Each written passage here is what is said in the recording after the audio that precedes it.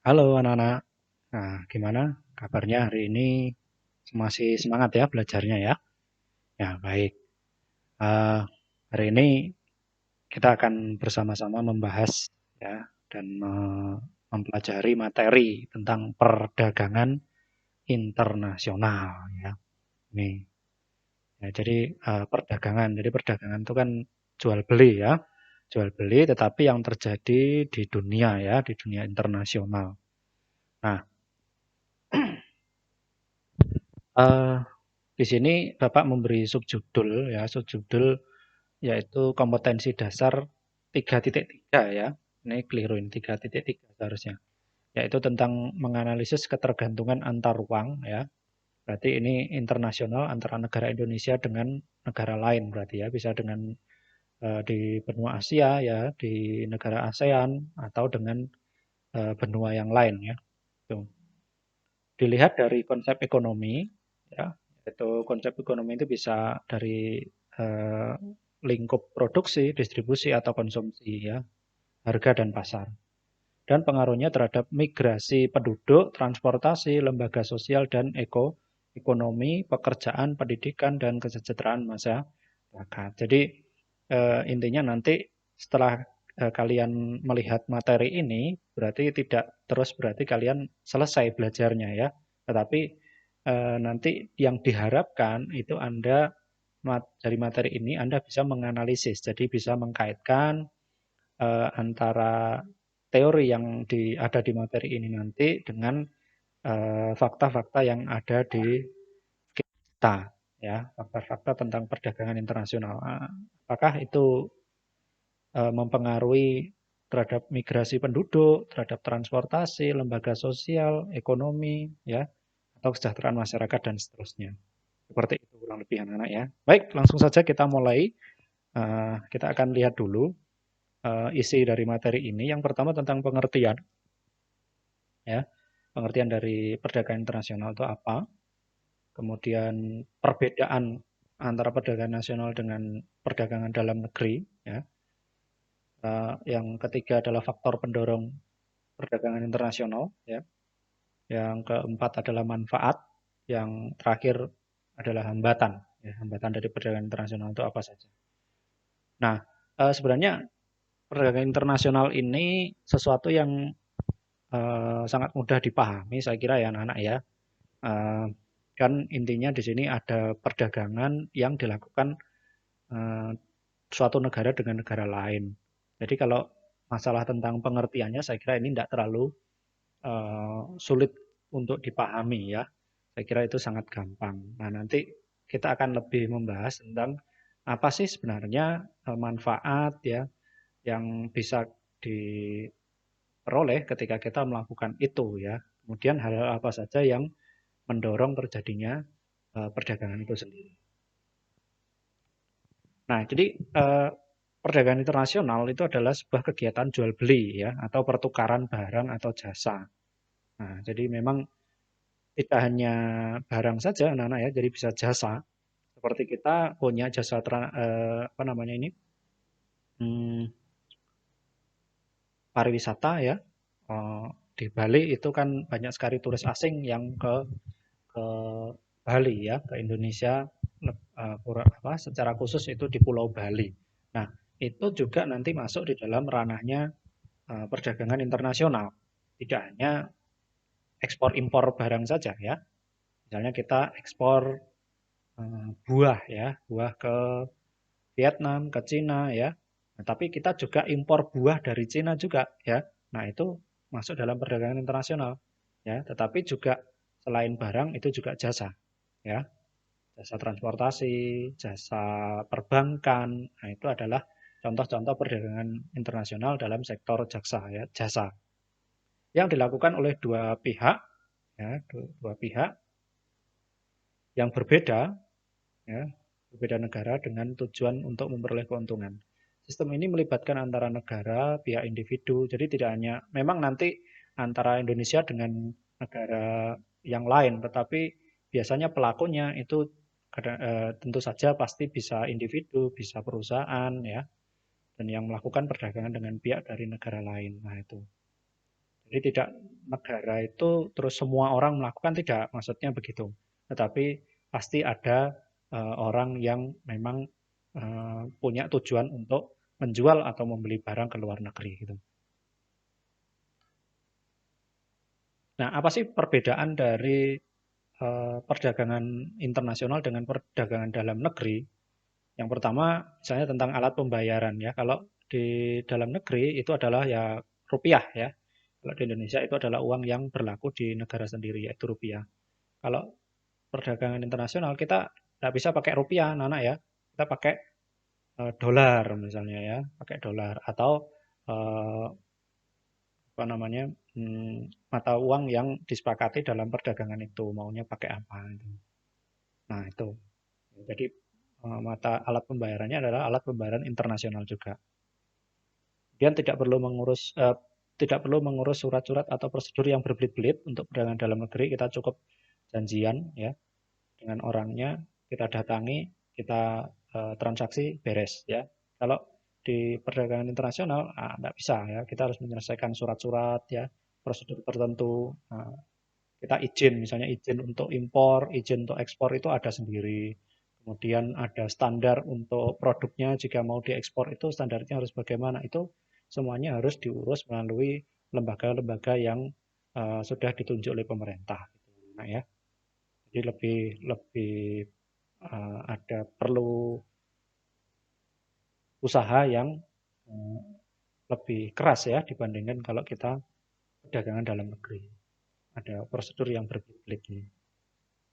Nah, kalau perdagangan dalam negeri itu biasanya interaksinya secara langsung ya, bertatap muka langsung. Kalau ini tidak langsung ya, karena tidak harus ketemu terus ya dengan penjual atau pembelinya ya, cukup dengan telepon saja itu nanti sudah bisa melakukan itu ya.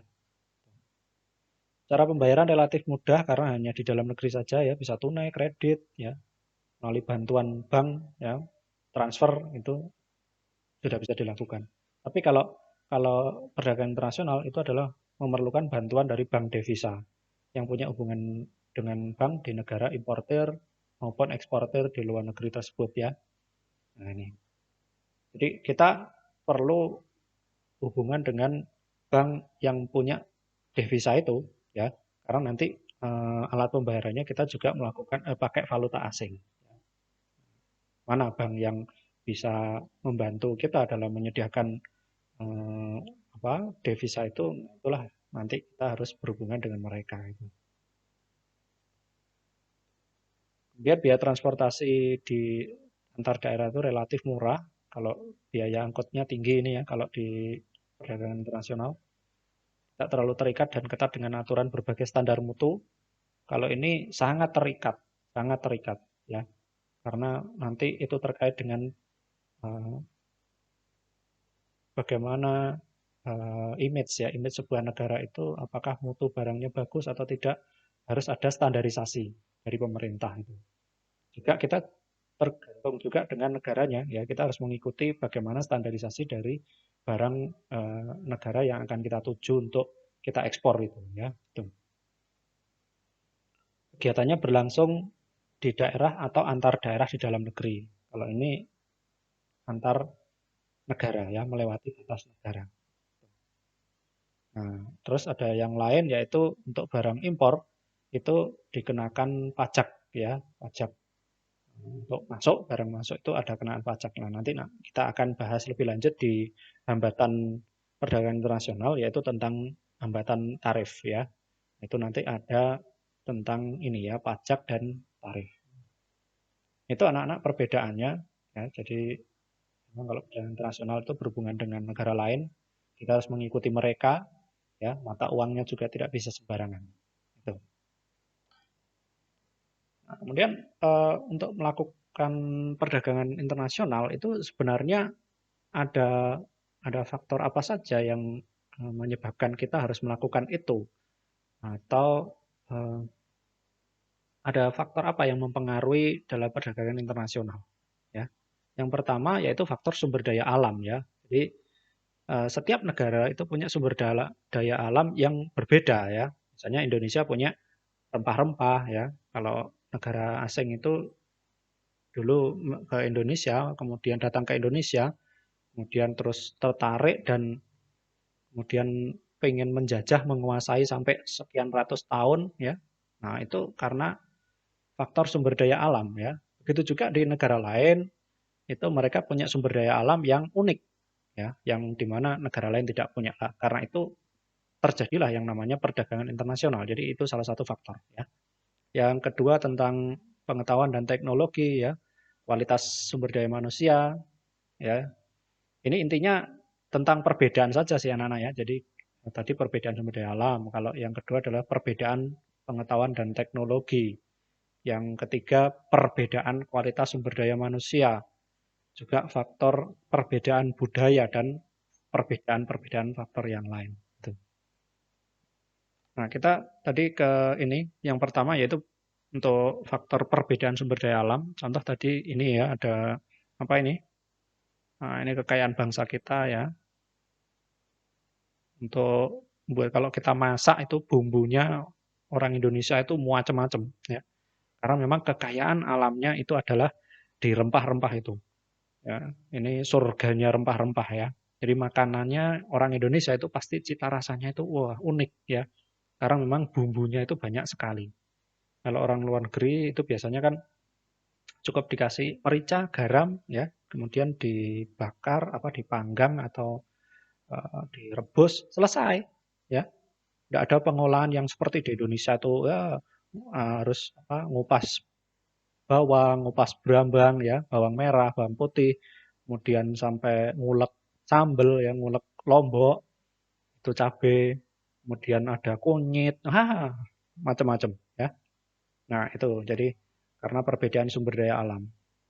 Nah, beberapa buah yang kita impor dari negara lain itu kan karena juga di negara kita tidak ada buah itu, ya. Sehingga kita harus beli dari negara lain. Contoh misalnya buah kiwi, ya toh, buah kurma, ya. Kemudian buah apa lagi? Buah per itu ya yang dari luar negeri itu. Nah, itu nah, karena perbedaan sumber daya alam. Yang kedua karena perbedaan sumber daya manusia ya, kualitas sumber daya manusia. Nah, kemarin tahun lalu ya tepatnya, lebih tepatnya itu ada protes dari masyarakat tentang upaya pemerintah yang mendatangkan tenaga kerja dari Cina ya. Karena waktu itu ingin ini ya, ada pembangunan pabrik pemurnian nikel. Kalau tidak salah di Sulawesi waktu itu ya. Di sana kan nikel itu sumbernya yang besar itu di Sulawesi sana. Nah, itu didatangkan dari Cina ya. Kemudian masyarakat rame-rame protes. Nah, sebenarnya kalau sempat saya baca itu kan tujuan mendatangkan tenaga kerja asing itu karena memang belum ada tenaga kerja yang apa di Indonesia yang asli orang Indonesia yang bisa melakukan pekerjaan itu ya. Nah, karena itu perlu didatangkan dari Cina. Itu tujuannya. Nah, karena itu memang ini termasuk di dalam perdagangan internasional juga anak-anak ya, karena kita pakai jasa orang-orang ini ya, orang-orang ini. Nah, itu contoh perdagangan internasional. Jadi karena perbedaan sumber daya manusia. Kemudian perbedaan iptek ya, karena perbedaan iptek. Ini kemarin juga mau Indonesia nanti bentar lagi punya kereta api cepat ya. Nanti mungkin yang pertama kalau tidak salah itu rutenya adalah Jakarta-Bandung. Ya. Nah, kita tidak bisa bikin kereta cepat sendiri ya karena kita memang secara ilmu pengetahuan dan teknologi masih kurang sehingga kita perlu datangkan teknologi itu dari Cina ya atau dari Jepang itu yang paling baik ya kualitasnya tentang kereta api cepatnya sudah diakui oleh dunia. Nah, waktu itu ada dua pilihan itu dan akhirnya ada yang tendernya dimenangkan Jepang ya, ada yang dimenangkan oleh Cina waktu itu. Nah, ini anak-anak ya. Nanti kalau misalnya sudah dibangun ya, termasuk juga teknologi dalam membuat terowongan itu ya, bawah tanah itu karena kereta api cepat kan harus lewat bawah tanah ya. Nah, itu kan juga eh, akhirnya nanti ketika sudah mulai membangun, orang Indonesia kan tahu caranya. Nah, dari situ kita bisa mengadopsi eh, ilmu pengetahuan dan teknologi mereka dan nanti bisa kita gunakan. Kita gunakan sendiri dan maksudnya orang Indonesia bisa membuat sendiri, tidak perlu mengambil dari negara lain itu maksudnya ya. Jadi perbedaan iptek ini mempengaruhi perdagangan internasional. Akhirnya terjadilah itu kereta api cepat itu termasuk teknologi dan orang-orangnya semuanya didatangkan dari asing. Itu juga perdagangan internasional. Nah, ini ya. Kalau dari gambarnya ini yang kalian biasanya seleranya anak muda sekarang ya musik-musik rap, hip hop ya. Nah, itu ini juga termasuk perdagangan internasional anak-anak ya, meskipun kita mendatangkan penyanyi dari Amerika, dari Korea ya. Termasuk juga kalau misalnya orang orang mana? Orang Cina itu mendatangkan orang Indonesia untuk menyanyi dangdut misalnya ya. Nah, misalnya nanti didatangkan penyanyi dangdut untuk ke Cina untuk menyanyi di sana. Nah, itu juga salah satu perdagangan internasional. Karena apa faktornya yang mempengaruhi? Karena perbedaan budaya. Kita punya banyak budaya ya anak-anak ya. Di Indonesia itu sebenarnya potensinya luar biasa. Tapi mungkin belum bisa memanfaatkan ya. Termasuk wayang, kemudian tari-tarian itu kan luar biasa banyak sekali di Indonesia. Itu kalau kita bisa manfaatkan itu untuk meningkatkan perekonomian ya dalam perdagangan internasional maka sangat luar biasa nanti hasilnya ya. Baik. Nah, kemudian kalau kita melakukan perdagangan internasional sebenarnya manfaatnya untuk apa sih? Nah, ada 6 hal ya di sini. Yang pertama untuk memenuhi kebutuhan jelas sekali ya. Kemudian mencari barang dengan harga yang murah. Apakah produk impor harus mahal? Tidak. Kadang kita impor tuh karena murah. Justru ini yang paling logis ya alasannya itu. Kemudian mendorong kemajuan iptek ya, spesialisasi produk, mendorong produksi dan menaikkan pendapatan pemerintah negara ya negara. Baik kita bahas satu-satu anak-anak ya. Yang pertama ini tentu saja memenuhi kebutuhan barang dan jasa ya. Jadi kita misalnya membeli dulu kita itu impor logam ya, bahan baku logam dan termasuk mesin-mesin itu kan kita banyak impor dari negara-negara di Eropa ya. Nah, karena apa? Karena kita tidak bisa membuat sendiri. Karena itu tujuan dari perdagangan internasional tentu saja adalah memenuhi kebutuhan barang dan jasa. Ya. Nah, itu ya. Jadi ini termasuk ini ya di negara lain itu tidak punya potensi alam sebesar di Indonesia. Kita itu kan garis pantai kita ya itu paling panjang ya di negara di dunia ya karena negaranya kan negara kepulauan. Nah, kalau ini nanti dimanfaatkan untuk tambak udang ya maka kita bisa memenuhi permintaan udang dari seluruh negara. Ya, coba bayangkan kalau pantai-pantai di Indonesia itu semuanya digunakan untuk tambak udang ya. Wah, luar biasa hasilnya nanti anak-anak ya. Itu kita bisa memenuhi permintaan orang seluruh dunia ya, kalau semuanya digunakan itu. Nah, itu contohnya itu. Dan di negara lain ya, seperti di mana? Di negara yang jauh dari laut, itu kan tidak punya pantai sehingga mereka tidak bisa uh, punya tambak udang. Nah, itu bisa kita nanti manfaatkan untuk perdagangan internasional bahwa kita bisa memasok permintaan udang ke negara itu seperti itu. Kemudian spesialisasi produk ya. Apa sih maksudnya spesialisasi produk? Nah, untuk melakukan perdagangan internasional anak-anak itu kita harus memilih ya, memilih produk yang memang benar-benar menjadi keunggulan negara kita ya. Misalnya kalau kita mau bersaing dalam hal teknologi mesin ya, mungkin kita akan kalah dengan Jepang, dengan Jerman ya toh. Nah, kita karena itu jangan bersaing dalam bidang mesin ya, permesinan. Nah, kita yang lain saja, misalnya ikan ya, ikan, kemudian termasuk udang, kemudian apalagi rempah-rempah ya, kayu ya toh. Nah, kita punya banyak keunggulan-keunggulan yang bisa kita manfaatkan untuk kita jual ke luar negeri. Nah, karena itu ini yang dimaksud spesialisasi ya. kita punya keunggulan di mana ya. Nah, itu adalah strategi nanti ya untuk memenangkan perdagangan internasional. Kalau mesin udahlah nanti kita impor enggak masalah, tapi BBM ya, misalnya bahan bakar minyak ya, itu bensin itu kita jual ya, kita jual. Terus kemudian termasuk bahan tambang tadi apa, emas, nikel, ya timah, itu kan Indonesia punya banyak semuanya. Nah, itu kita jual. Nanti gantinya kita beli mesin dari luar negeri. Karena itu nanti akan terlihat bahwa setiap negara itu punya spesialisasi sendiri-sendiri ya. Negara Indonesia spesialis dalam membuat apa, kemudian negara Cina ya, Amerika itu mereka punya spesialisasi produk sendiri-sendiri. Sehingga nanti saling bertukar, intinya seperti itu ya, bertukar produk. Kemudian mendorong kegiatan produksi, ini yang ketiga ya. Nah, kalau dengan adanya perdagangan internasional, kita akan memenuhi permintaan dari luar negeri ya. Ada banyak sekali tentu saja ya, tidak hanya 1 kilo, 2 kilo ya.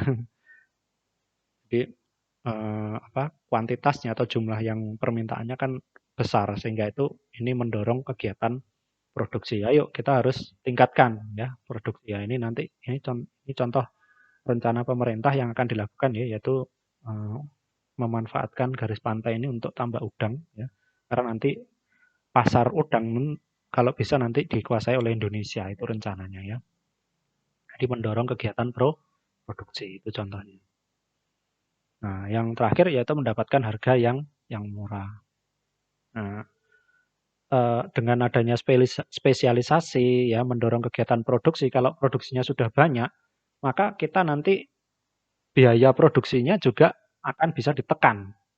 Ya toh harganya harga produk yang kita miliki itu bisa menjadi lebih murah. Nah, kalau lebih murah ya pasarnya akan kita kuasai. Ya, sehingga sebenarnya manfaat dari perdagangan internasional yang paling logis itu sebenarnya juga seharusnya mencari barang yang lebih murah ya. Kalau misalnya kita beli barang ya di kita bisa membuat barangnya sendiri dan harganya murah terus kita masih impor dari negara lain, nah itu keliru. Ya toh. Kenapa harganya kita bisa lebih murah kok malah cari dari negara lain yang lebih mahal, itu kan keliru.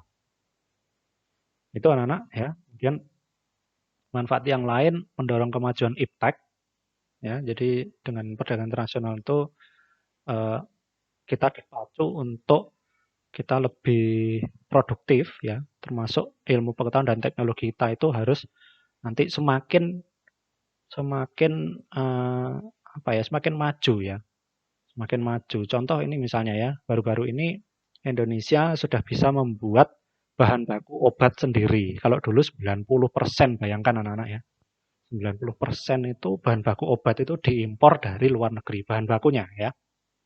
Nah, kemarin eh, mulai tahun 2016 kalau tidak salah ya, itu sudah mulai dibangun pabrik sehingga kita bisa membuat bahan baku obat sendiri.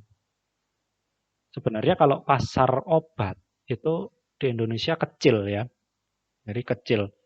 Tetapi pabrik obat di Indonesia itu banyak sekali karena memenuhi kebutuhan dari luar negeri.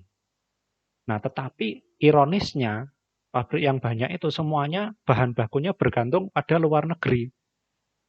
Nah, sebenarnya kalau kita punya kemampuan untuk memproduksi bahan baku di dalam negeri itu kan jauh lebih baik, ya. Karena itu kemarin pemerintah ini berinisiatif untuk membangun pabrik untuk bahan baku obat dan akhirnya itu sudah tercapai, ya. Sampai ada yang produsen obat dari luar negeri yang biasanya kita beli ke sana itu karena sekarang paracetamol itu kita sudah bisa buat sendiri ya. Akhirnya mereka tutup ya karena nggak ada pembeli. Dulu pembeli terbesarnya karena dari Indonesia ya sampai tutup. Nah, itu kan luar biasa itu ya. Ya sebenarnya sedih juga ya karena menutup usaha orang lain, tapi hmm, di sisi lain ya memang persaingan ya. Kita kalau tergantung terus dari luar negeri ya kita gimana nanti ya. Nah, itu anak-anak ya. Jadi mendorong kemajuan iptek. Eh yang berikutnya yaitu pendapatan negara akan naik. Jadi kalau dengan adanya Ini kalau kita nanti sudah bisa membuat bahan baku obat sendiri, kita jual ke luar negeri, maka perdagangan kita ya, volume perdagangan kita akan naik ya, jumlah barang yang kita bisa jual ke luar negeri itu menjadi bertambah dan otomatis itu akan menaikkan pendapatan negara ya. Jadi tujuannya banyak sekali karena nanti devisa yang masuk anak-anak ya, kalau kita menjual berarti kan keuntungan masuk, maka cadangan devisa kita akan menjadi banyak ya, karena untuk jual beli perdagangan barang-barang untuk ekspor impor itu kan harus menggunakan devisa atau valuta asing. Jadi nanti efeknya ke situ anak-anak ya, bisa ke situ.